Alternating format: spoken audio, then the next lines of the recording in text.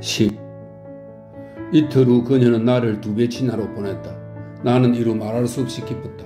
기차에 올라탄 나는 이유 없이 웃음을 터뜨렸고 사람들은 마치 술주정꾼을 보는 것처럼 나를 힐끔거렸다. 눈이 내렸고 아침마다 서리가 내렸다. 그러나 거리는 녹아내리는 눈으로 더러워지고 있었고 갈가마귀들이 깍거리며 그 위를 날았다. 처음에 나는 나와 마샤는 마리아의 애칭입니다. 처음에 나는 나와 마샤를 위해 제프라코바 부인 집 옆의 별채에 거처를 마련하고 싶었지만 오래전부터 그곳은 비둘기와 오리의 둥지였다. 둥지를 부수지 않는 한 청소는 불가능했다. 원하든 원치 않든 차일이 달린 큰 집의 불편한 방으로 옮겨가야 했다. 농부들은 이 집을 병원이라 불렀다. 이 집에는 방이 20개도 넘었으며 가구라고는 피아노와 다락에 처박힌 어린이 의자가 전부였다. 마샤가 쓰던 가구를 모두 가져온다 해도 이 집의 우울하고 썰렁한 느낌을 지울 수 없을 것 같았다. 나는 정원으로 난 창이 있는 작은 방 3개를 골라서 아침부터 밤까지 치웠다. 새 유리를 끼우고 벽지를 바르고 구멍난 마룻바닥을 메웠다. 쉽고 유쾌한 작업이었다. 때로 나는 강가에 나가 얼음이 어는지 살펴보았다. 자꾸 찌르레기가 날아올 것만 같았다. 밤에는 마샤를 생각하면서 형언할 수 없는 달콤한 느낌에 젖었고 숨막힐 듯한 기쁨을 느끼면서 찍찍거리는 쥐 소리와 천장에서 들려오는 바람 소리에 귀를 기울였다. 다락에서는 마치 늙은 집 귀신이 굴럭굴럭 기침하는 소리가 들리는 것 같았다. 눈이 많이 쌓였다. 3월 말에도 많은 눈이 내렸지만 마술처럼 금세 녹아버리고 물은 봄을 맞아 힘차게 흘렀으며 4월 초에는 벌써 찌르레기들이 울고 정원에는 노랑나비들이 날아다녔다. 화창한 날들이었다. 나는 매일 저녁이 되기 전에 마샤를 맞으러 도시로 나갔다. 보송보송하고 부드러운 길을 맨발로 걷는 기쁨이란 길 한가운데 앉아서 도시를 바라보며 이 이상 더 가야 할지 주저하곤 했다. 도시의 전경은 나를 당혹스럽게 했다. 나는 나를 아는 사람들이 내 사랑에 대해 어떻게 반응할지 궁금했다. 아버지는 어떻게 말할까?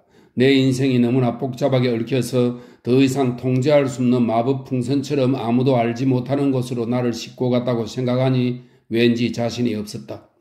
나는 더 이상 어떻게 빵을 벌어야 할지, 어떻게 살아야 할지는 생각하지 않고 이젠 생각도 나지 않는 그 무언가에 대해 골몰해 있었다. 마샤는 마차를 타고 다녔다. 나는 그녀 곁에 앉아서 즐거운 기분으로 2배 치냐까지 함께 왔다. 어떨 때는 해가 질 때까지 기다리다가 오지 않는 그녀를 걱정하며 집으로 돌아왔는데 집 앞에서 아름다운 정령 마샤가 나를 기다리고 있던 적도 있었다. 기차를 타고 와서 역에서부터 걸어온 것이었다. 아, 얼마나 신나는 일이었는지.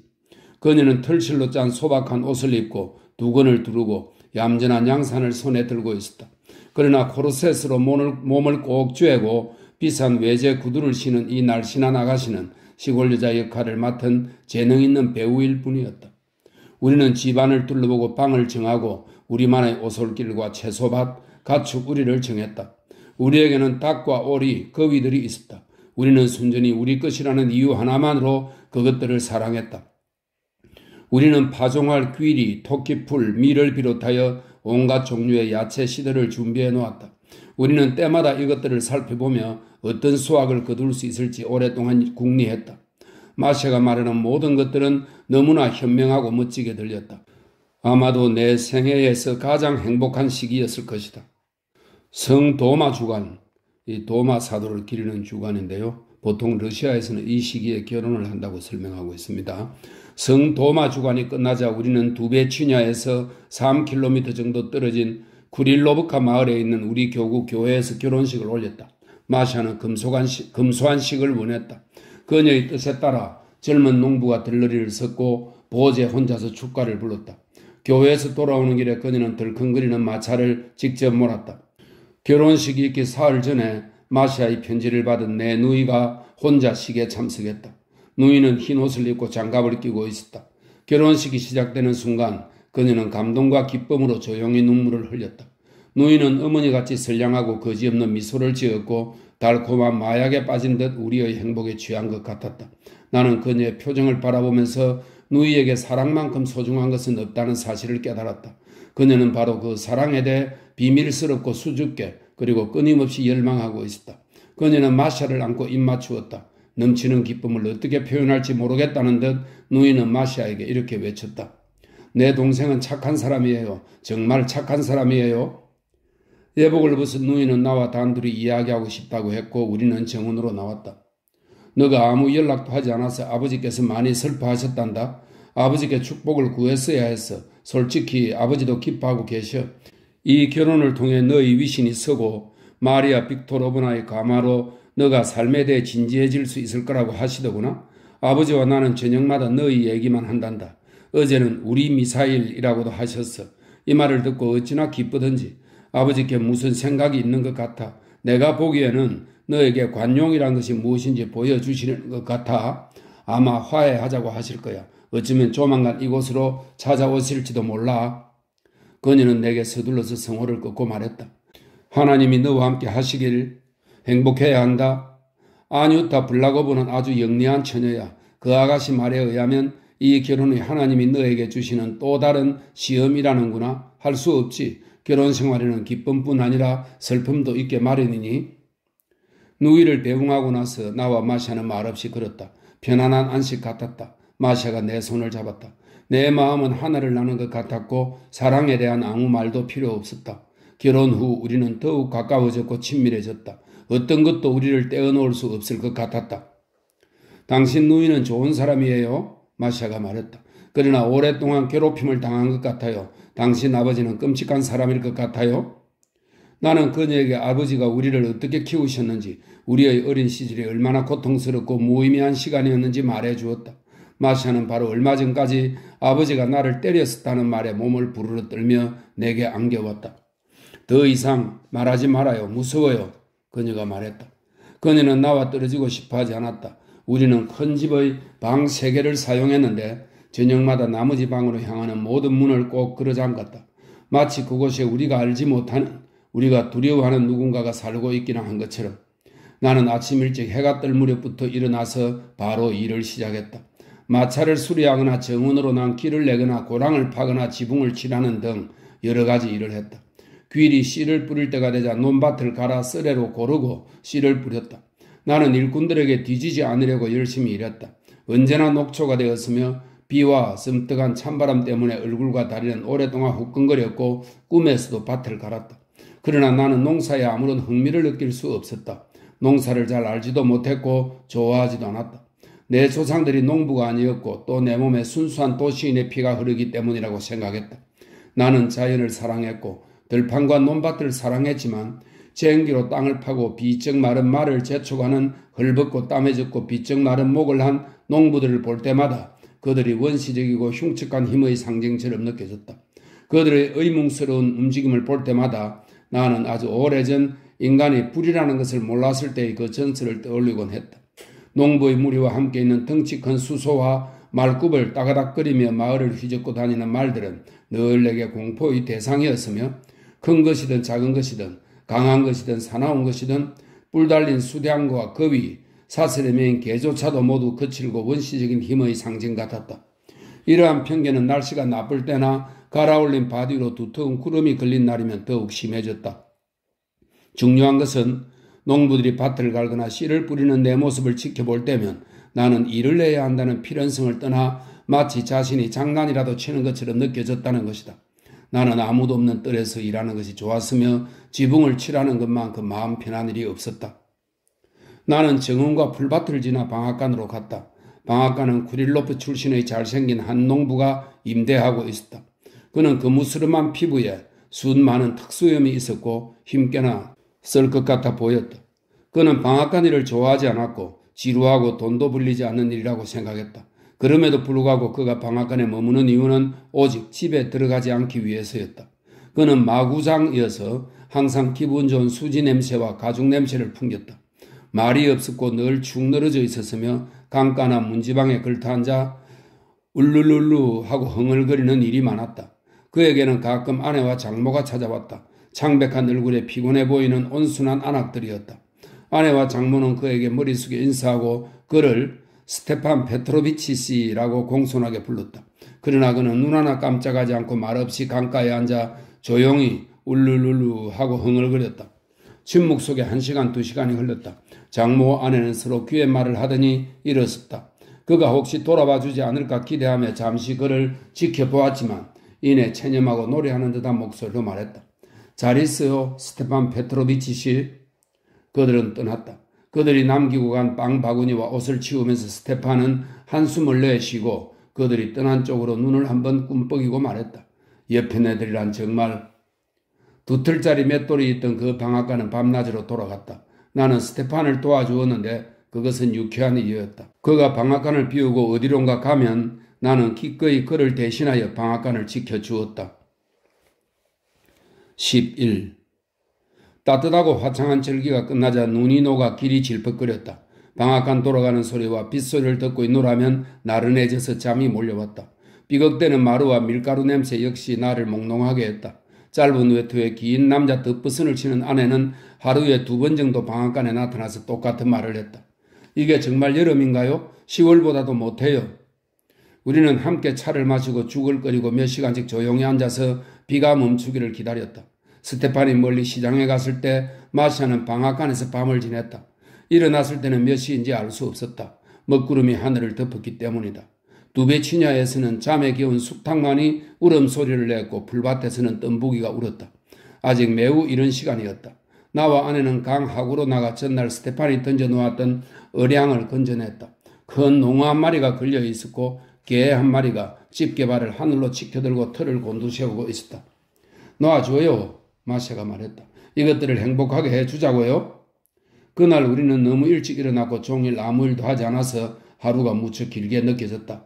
내 인생에서 가장 긴 하루로 기억된다. 저녁이 되기 전 스테판이 돌아왔고 나도 집으로 갔다. 오늘 당신 아버님이 오셨어요, 마샤가 말했다. 어디 계시지? 내가 물었다. 떠났어요. 내가 아버님을 집 안으로 들이지 않았어요. 내가 아무 말 없이 서서 안타까워하는 기색을 보이자 그녀가 말했다. 흔들리면 안 돼요. 나는 당신 아버님을 집 안으로 들이지 않았어요. 그리고 앞으로도 우리들에 대해 걱정하시지 말고 찾아오지도 말라고 부탁했어요. 나는 아버지께 해명하기 위해 바로 집을 나섰다. 길은 더럽고 미끄럽고 추웠다. 결혼 후 처음으로 서글픈 감정이 들었다. 이 우중충하고 긴 하루로 인해 지쳐버린 내 머릿속에는 어쩌면 내가 잘못 살고 있는지도 모른다는 생각이 스쳤다. 나는 지쳤고 조금씩 마음이 흔들렸으며 나른해졌다. 꼼짝하기가 싫었으며 골똘히 생각하고 싶지도 않았다. 얼마 후 나는 다 포기하고 집으로 돌아와 버렸다. 뜰 한가운데서 모자가 달린 가죽 외투를 입은 돌지코프 씨가 큰 목소리로 떠들고 있었다. 가구가 어디 있지? 엠파이어 스타일의 아름다운 가구가 있었잖아. 그림도 있었고 꽃병도 있었는데 눈을 씻고 봐도 없잖아. 내가 산 것은 가구와 영지란 말이야. 이런 제기랄. 그의 곁에는 장군댁 일꾼 모이셰이가 서서 모자를 마구 구겨대고 있었다. 그는 25세 정도 돼 보였는데 금방 져 보이는 작은 눈에 마르고 곰보 자국이 있었다. 그의 한쪽 볼은 마비된 것처럼 다른 쪽보다 더 늘어져 있었다. 나으리께서는 가구를 빼고 영지를 사시는 뎁쇼? 그가 기어들어가는 목소리로 말했다. 저는 그렇게 기억하는데요. 닥치거라. 돌지코프 씨는 얼굴이 빨개져서 소리쳤고 그의 목소리는 정원에서 쩌렁쩌렁 메아리 쳤다. 12. 정원이나 뜰에서 무슨 일을 할 때마다 모이세이는 뒷짐을 지고 옆에 서서 게으르고 그만한 표정을 지으며 그 단축구멍 같은 눈으로 나를 지켜보았다. 그럴 때마다 나는 너무 불쾌했고 하던 일을 집어치우고 집 안으로 들어가곤 했다. 스테판으로부터 이 모이세이란 작자가 장군 부인의 정부라는 사실을 들었다. 나는 장군 부인에게 돈을 꾸러오는 사람들이 모이세이에게 먼저 찾아간다는 것을 알게 되었다. 한 번은 머리부터 발끝까지 새카만 한 남자가 숫장수임에 틀림없을 것 같은 그 남자가 그의 발밑에 엎드려 절하는 것을 보았다.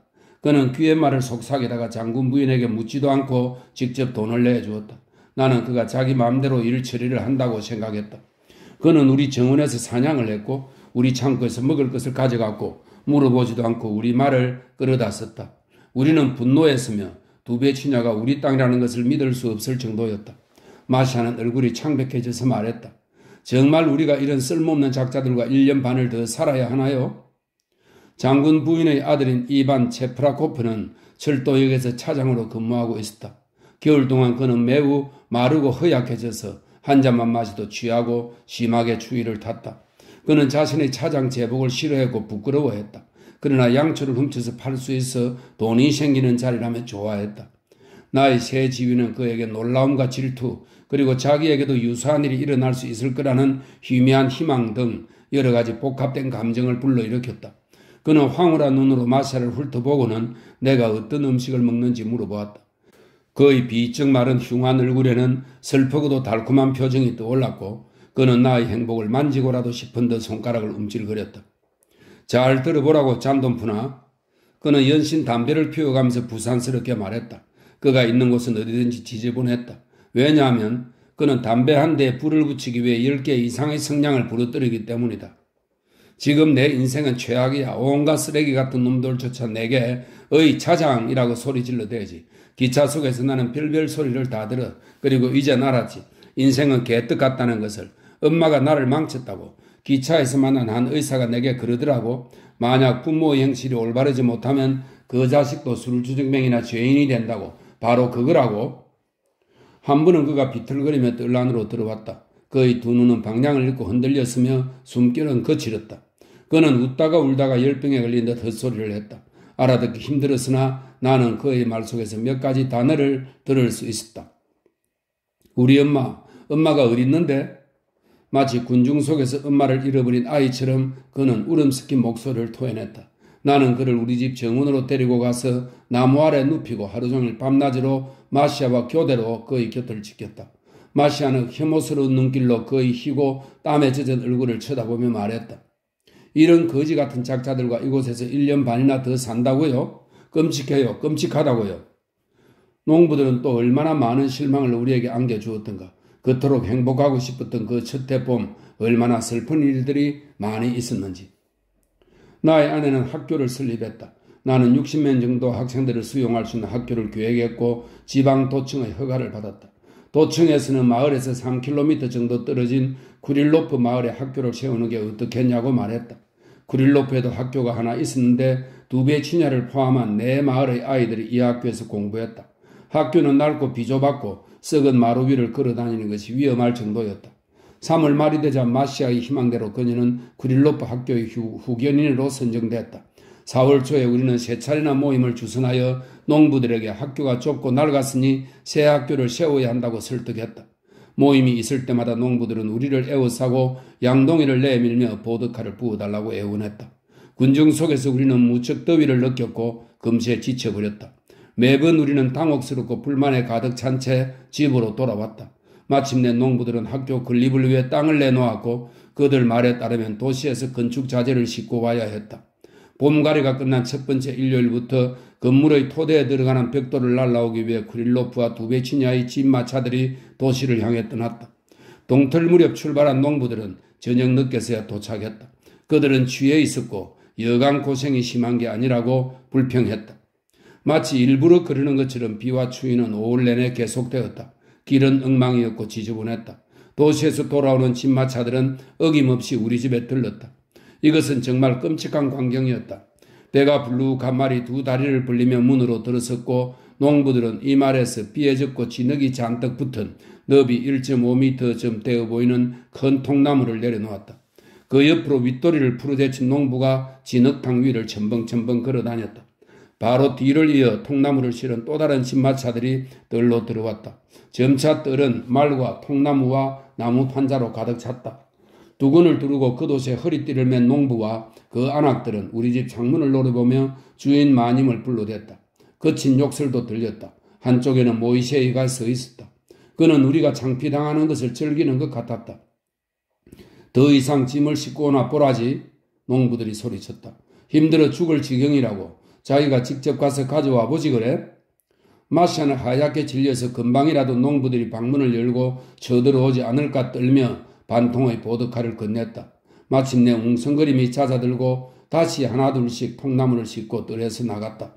내가 건축 현장에 나가보려고 하면 아내는 크게 걱정하면서 말했다. 농부들이 화나 있어요. 당신한테 무슨 짓이라도 저지르면 어떻게 해요? 기다려요. 나도 같이 갈래요? 우리는 함께 쿠릴로프로 갔다.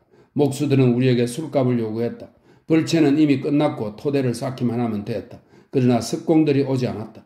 일은 자꾸 지연되었고 목수들은 투덜거렸다.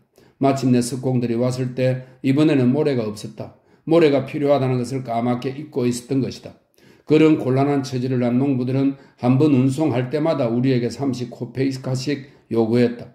건축 현장에서 모래를 실어온 강가까지 250m도 되지 않았지만 필요한 모래를 다 싣고 오기 위해서는 500번이나 마차를 보내야 했다. 말다툼과 욕설과 농부들의 거짓 언성에는 끝이 없었다. 아내는 분노했고 70살 노인인 석공 티트 페트로프는 아내의 손을 잡고 이렇게 말했다. 여길 보라고요, 아씨. 여기를. 모래를 좀 갖다 주시오. 그러면 아씨한테 한 10명쯤 사람을 보낼 테니 이틀이면 다 끝날 일이요. 여길 보라고요. 마침내 모래를 가져왔다. 그러나 이틀이 지나고 사흘이 지나고 일주일이 지나도 그들은 여전히 토대를 쌓지 않고 있었다. 미쳐버리겠어요. 아내가 폭발했다. 어떻게 이런 사람들이 있죠? 어떻게 이런 사람들이 있냐 말이에요. 이렇게 어수선한 가운데 이반 빅토로비치 씨가 찾아왔다. 그는 와인과 안주를 잔뜩 가져왔다. 그는 천천히 오래도록 그것들을 먹더니 테라스에서 잠들었다. 그의 코 고는 소리를 듣고 일꾼들이 고개를 저으며 말했다. 대단하군. 마샤는 친정아버지가 온 것을 기뻐하지 않았다. 그녀는 아버지를 믿지 않았지만 그래도 그와 많은 것을 의논했다.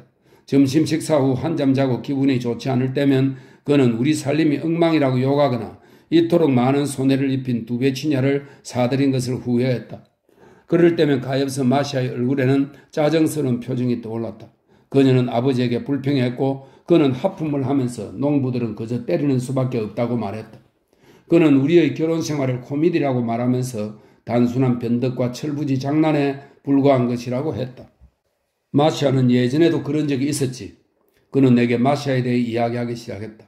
한 번은 그 애가 오페라 배우가 되겠다고 나를 떠나버렸지. 이 친구야, 나는 2달 동안이나 딸애를 찾아다녔어. 글쎄 전복값만 1000루블을 썼다니까?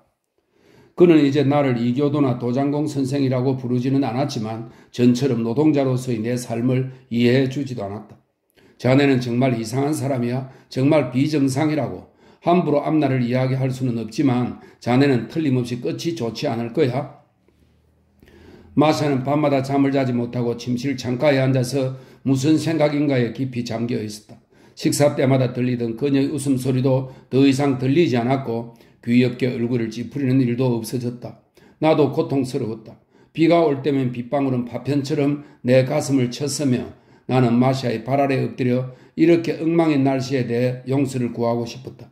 농부들이 뜰에서 웅성거릴 때면 그것도 내 탓인 것 같았다. 몇 시간씩 나는 한자리에 꼼짝 않고 앉아서 마샤가 얼마나 훌륭하고 멋진 여성인지 생각했다. 나는 열정적으로 그녀를 사랑했으며 그녀가 하는 모든 행동과 말들은 나를 감동시켰다. 그녀는 조용한 서재에 머무는 것을 좋아했으며 오랫동안 책을 읽고 무언가를 공부하는 것을 좋아했다. 농서를 많이 읽은 그녀의 충고는 모두가 유익한 것이었으며 쓸모없는 것은 하나도 없었다. 이런 모든 것 외에도 그녀에게는 훌륭한 교양을 갖춘 사람에게만 볼 수 있는 관대함과 섬세한 치미와 고아한 품위가 있었다. 건강하고 긍정적인 사고를 지닌 이 여성에게 우리가 지금 겪고 있는 하찮은 걱정거리들과 혼란스러운 상황은 고통일 뿐이었다. 그런 것들을 지켜보면서 나 역시 밤마다 잠들 수 없었다. 내 머리는 끊임없이 고민하고 또 고민했으며 목구멍으로 눈물이 치솟았다. 나는 무엇을 해야 할지 몰라 애태웠다. 나는 도시로 나가 아내에게 줄 책과 신문, 사탕 그리고 꽃을 사왔으며 스테판과 함께 낚시를 했다. 마샤를 위해 몇 시간씩 비를 맞아가며 목까지 오는 차가운 강물 속에서 대구를 찾아 헤맸다. 나는 농부들의 비위를 맞춰가며 조용히 해달라고 부탁했고 보드카를 주면서 환심을 사기 위해 이런저런 약속을 했다. 얼마나 많은 바보 같은 일들을 저질렀는지. 마침내 비는 멈추었고 대지는 마르기 시작했다. 새벽 4시쯤 일어나서 정원으로 나가면 이슬이 꽃 속에서 반짝이고 있었고 새들과 벌레들이 울고 있었다. 하늘에는 구름 한 점 없었고 뜰과 초원과 강은 너무나 아름다웠다. 그러나 농부들과 집마차와 기술공들에 대한 기억은 여전히 우리를 떠나지 않았다. 나와 마샤는 귀리가 익는 것을 보기 위해 말을 타고 밭으로 갔다. 그녀가 말을 몰고 나는 뒤에 앉았다. 그녀의 어깨는 높이 솟아 있었고 바람에 머리카락이 휘날렸다. 오른쪽으로 비켜요. 그녀가 맞은편에서 오는 사람들을 향해 소리쳤다. 당신은 정말 마부 같아? 하루는 내가 그녀에게 이렇게 말했다. 그럴지도 몰라요. 우리 할아버지가 마부였거든요. 몰랐어요? 그녀는 내게 돌아서며 물었다. 그리고 곧 마부들이 소리 지르고 노래 부르는 흉내를 냈다. 다행이야. 나는 그녀의 말을 들으며 생각했다. 정말 다행이야. 그리고 또다시 농부들과 집마차와 기술공들에 대한 기억이 우리를 괴롭혔다. 13. 벌라고브 의사가 자전거를 타고 우리를 찾아왔다. 누이도 우리를 자주 찾아오기 시작했다. 또다시 육체노동, 진보, 먼 미래의 인류를 기다리고 있을 비밀의 미지수에 대한 이야기들이 시작되었다. 벌라고브는 우리 일을 마음에 들어하지 않았다. 그 일이 우리의 논쟁을 방해했기 때문이었다. 그는 땅을 갈고 풀을 베고 가축을 치는 것은 자유로운 인간이 할 일이 아니며 인간은 곧 이와 같은 온갖 저급한 생존 투쟁을 동물과 기계에 맡기고 스스로는 학문적인 연구에만 몰두하게 될 거라고 주장했다. 나의 누이는 항상 일찍 돌아가고 싶어 했지만 부득이하게 이곳에서 잠을 자게 될 때는 끊임없이 걱정하고 불안해했다. 맙소사, 당신은 아직도 어린애군요? 마샤가 나무라듯 말했다. 우습기까지 해요. 그래요, 웃기죠? 누이도 동감했다. 나도 우습다는 것을 알아요. 하지만 내가 스스로를 이길 힘이 없는데 어떻게 하겠어요? 난 늘 잘못만 저지르는 것 같아요. 풀베기가 시작되자 나는 일이 몸에 익지 않아 몸살에 걸리고 말았다. 저녁에 테라스에서 사람들과 이야기를 나누면서도 꾸벅꾸벅 졸았고 그런 나를 보고 모두 큰 소리로 웃었다. 나를 깨워 저녁 식사를 하게 했지만 또다시 몰려오는 졸음에 결국 항복하고 말았다. 쏟아지는 졸음으로 잔뜩 몽롱했던 나는 꾸벅꾸벅 졸면서 언뜻언뜻 불빛과 사람들의 얼굴, 접시를 보았지만 왜 그것들이 눈앞에 있는지 이상했다. 다시 아침이 오면 나는 어김없이 일찍 일어나서 풀을 베거나 건축 현장에 들러 하루 종일 일했다. 휴일에는 집에서 쉬었다. 나는 아내와 누이가 내게 무언가를 숨기며 피하고 있다고 느꼈다. 아내는 여전히 상냥했지만 내게 털어놓지 않는 무언가가 있었다. 농부들에 대한 그녀의 적개심은 날로 심해졌고 이곳에서의 삶이 더욱 고통스러워 보였다. 그러나 그녀는 전혀 내색하지 않았다. 아내는 나보다 벌라고보와 더 즐겁게 이야기했고 나는 왜 이렇게 되어가는지 이해할 수 없었다. 우리 마을에서는 풀을 베고 추수하는 철이 되면 지주가 저녁마다 농부들을 뜰로 불러서 보드카를 대접하는 풍습이 있었다. 이때는 젊은 아가씨들도 그 틈에 끼어서 한 잔씩 마셨다. 우리는 이 풍습을 지키지 않았다. 풀베는 일꾼들과 아낙네들은 밤늦게까지 뜰에 서서 보드카를 기다리다가 욕을 퍼붓고 돌아가곤 했다. 마사는 냉랭하게 얼굴을 찌푸리고 아무 말 하지 않거나 짜증 섞인 낮은 목소리로 벌라고보에게 불평했다. 야만인들이에요. 이 페체네기는 9세기부터 11세기에 러시아를 침범한 터키 민족을 이야기합니다. 페체네기 같은 작자들이라고요. 이곳 시골에서는 신참자를 그리 달가워하지 않는다. 마치 전학생을 대하듯 적대시한다. 우리 역시 마찬가지였다. 그들은 처음에 우리를 넘쳐나는 돈을 주체하지 못해 이 영지를 사들인 멍청하고 우둔한 인간으로 대했다. 심지어 우리를 조롱하기까지 했다.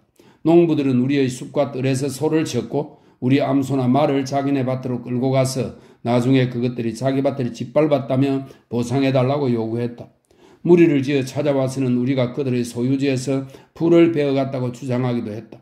그때까지만 해도 우리 땅의 경계선을 정확히 몰랐기 때문에 우리는 그들의 말을 믿고 요구대로 보상해 주었다.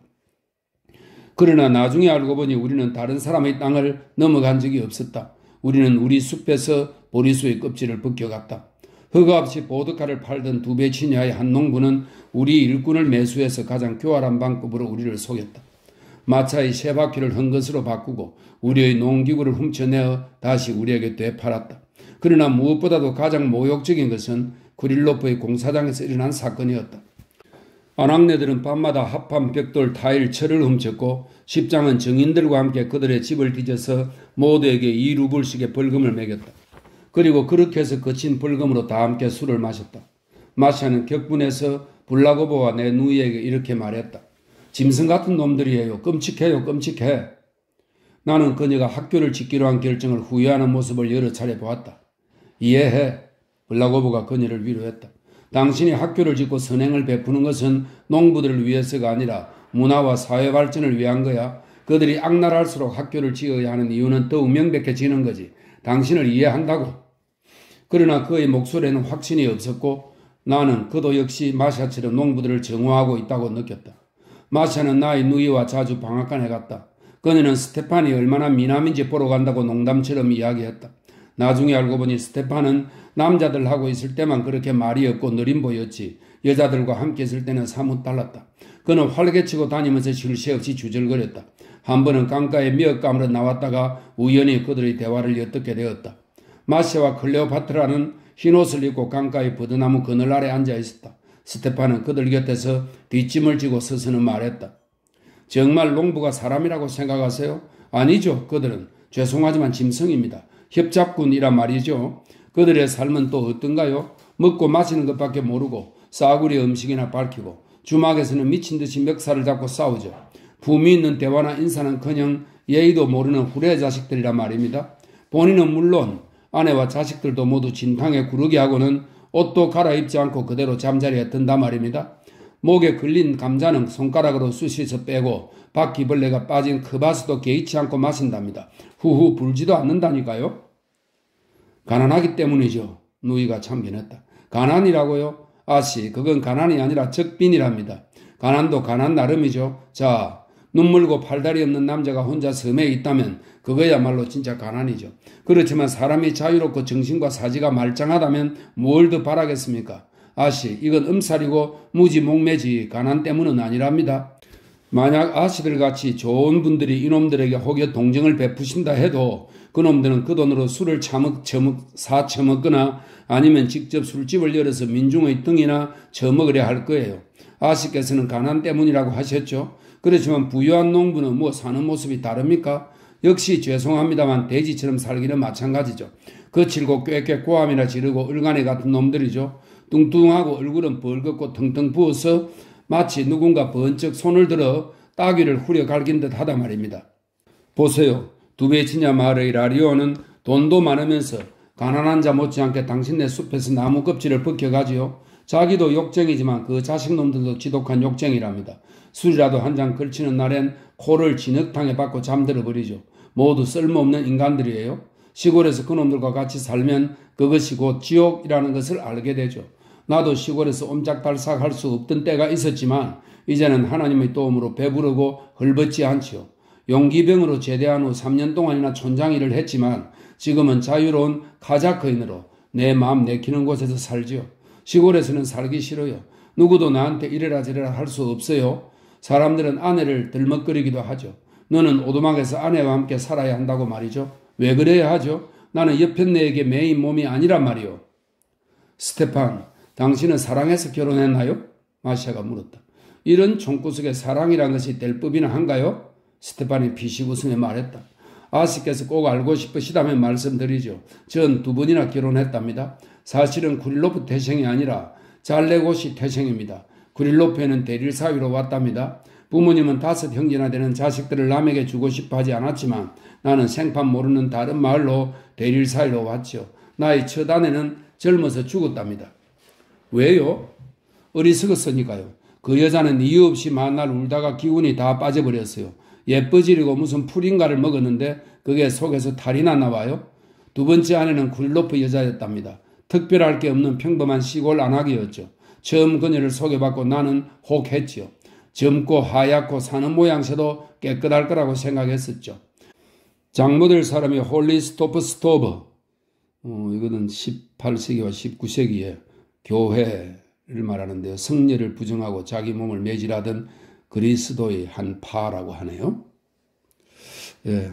장모될 사람이 홀리스토프 스토브 신자 같았고 커피도 마시고 중요한 것은 사는 모양새가 깨끗했다는 거죠. 그래서 결혼하게 되었죠.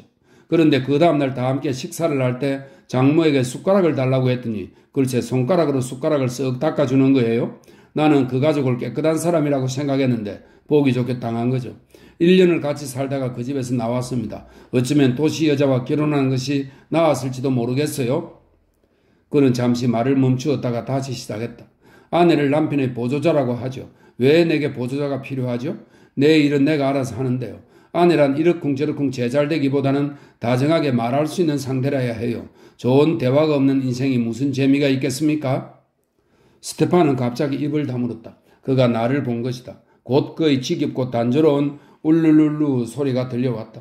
마샤는 방앗간에 자주 드나들기 시작했으며 스테판과 이야기하는 것을 즐거워했다. 스테판의 열성으로 농부들을 헐뜯어서인지 마샤는 점차 그에게 끌리는 것 같았다. 그녀가 방앗간에서 돌아오면 매번 농부들은 뜰에 숨어 있다가 그녀에게 소리쳤다.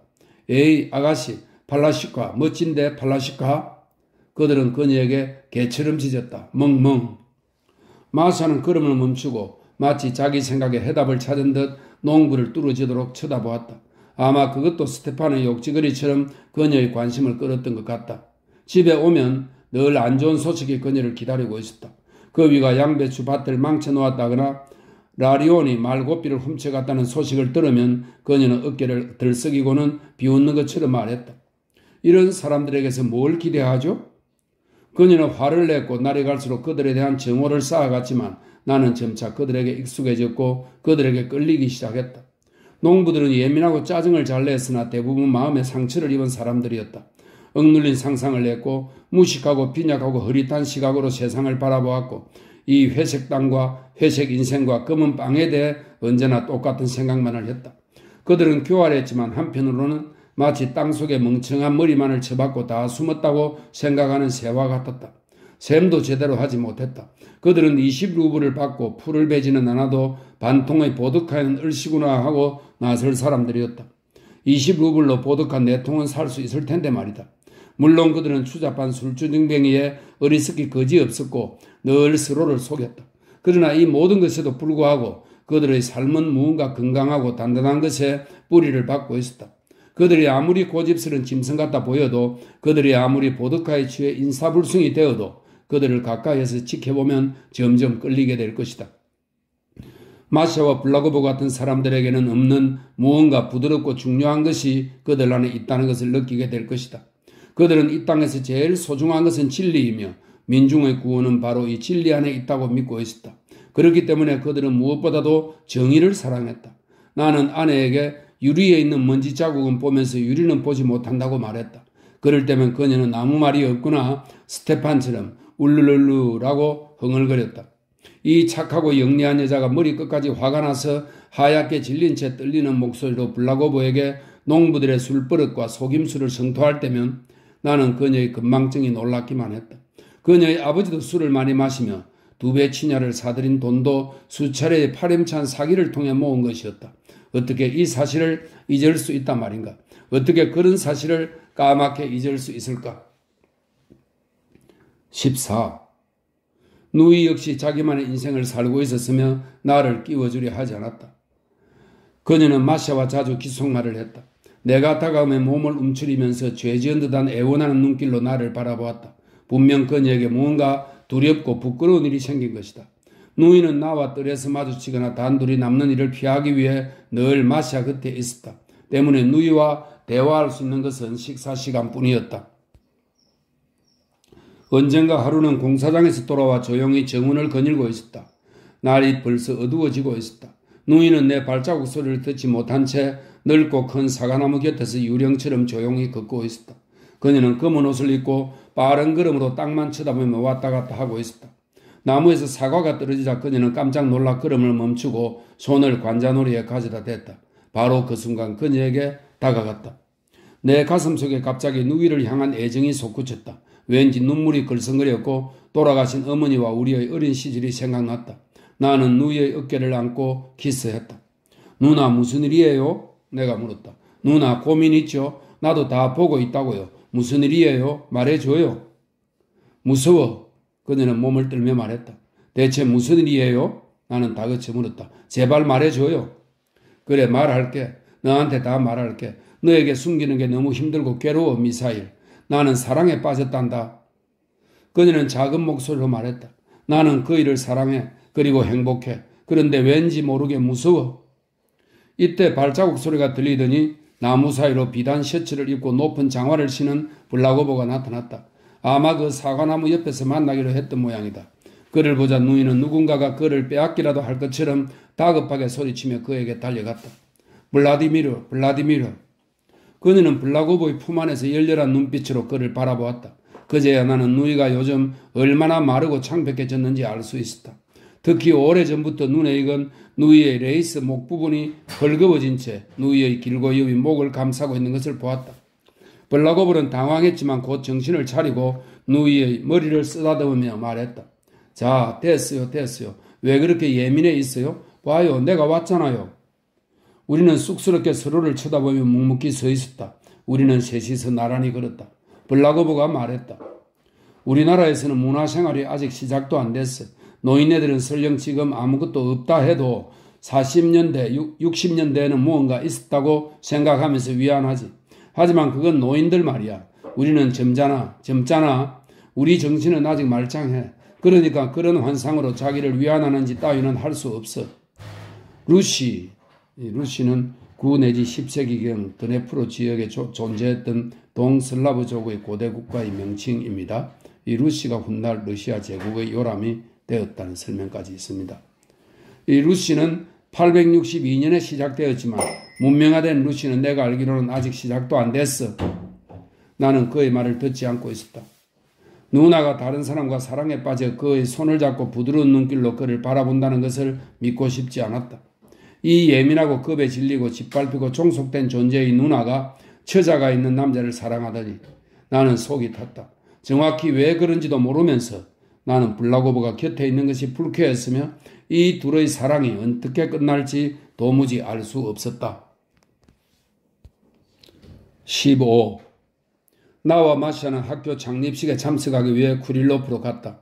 가을이네요. 정말 가을이에요. 마샤가 주위를 둘러보며 조용히 말했다. 여름은 다 끝났고 하늘엔 새도 없고 풀이라곤 버들가지뿐이에요. 그렇다. 여름은 이미 끝났다.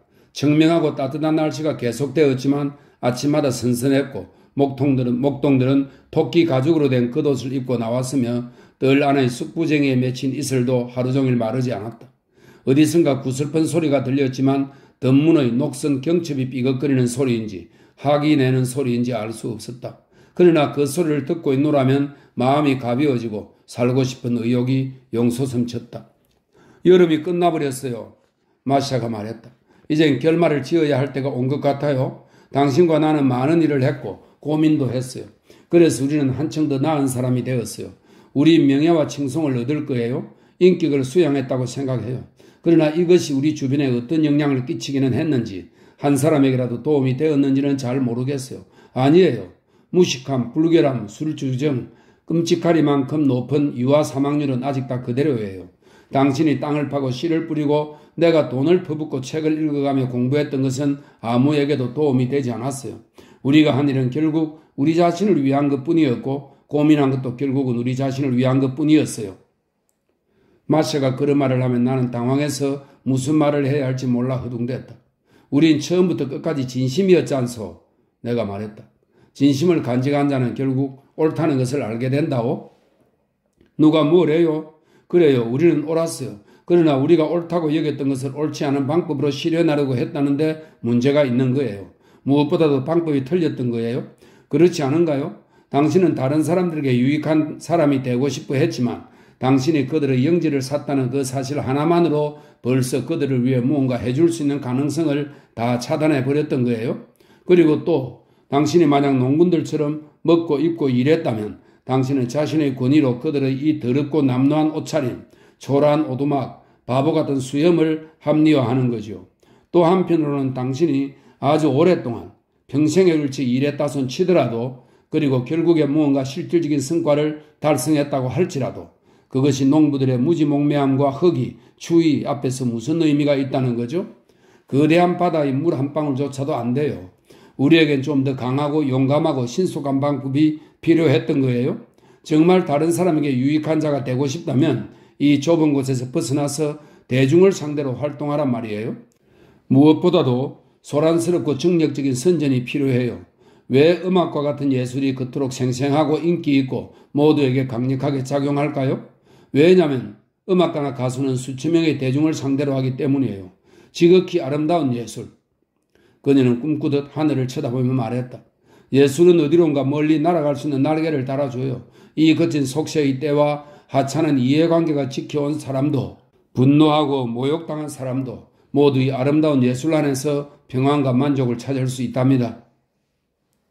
쿠릴로프에 도착했을 때 날씨는 화창하고 맑았다. 어디선가 방아를 찍고 있었고 호밀집 냄새가 났다. 바자월 너머로 마가목 열매가 붉게 익고 있었고 나무들이 울창하게 자라 잎사귀를 울긋불긋 물들이고 있었다. 종각에서는 종을 치고 학교로 성상을 옮기고 있었다. 노래소리가 들려왔다. 신실하신 보호자여. 아, 공기는 얼마나 청명하고 비둘기는 또 얼마나 높이 날았는지. 수업을 시작하는 짧은 기도를 드렸다. 그를 높은 농부들은 마시아에게 성화를 가져왔고 두 배 친한 농부들은 큰 빵과 검칠한 소금 그릇을 가져왔다. 마시아는 큰 소리로 울었다. 만약 쓸데없는 소리를 했거나 불편을 끼쳐드렸다면 용서하십시오. 한 노인이 이렇게 말하고 나와 마시아에게 고개 숙여 인사했다. 집으로 가는 길에 마시아는 학교를 뒤돌아보았다. 내가 손수 색칠한 초록색 지붕은 햇빛을 받아 반짝거렸으며 멀리서도 오랫동안 보였다. 나는 마시아가 학교를 바라보던 그 눈길이 마치 안녕을 고하는 것 같다고 느꼈다.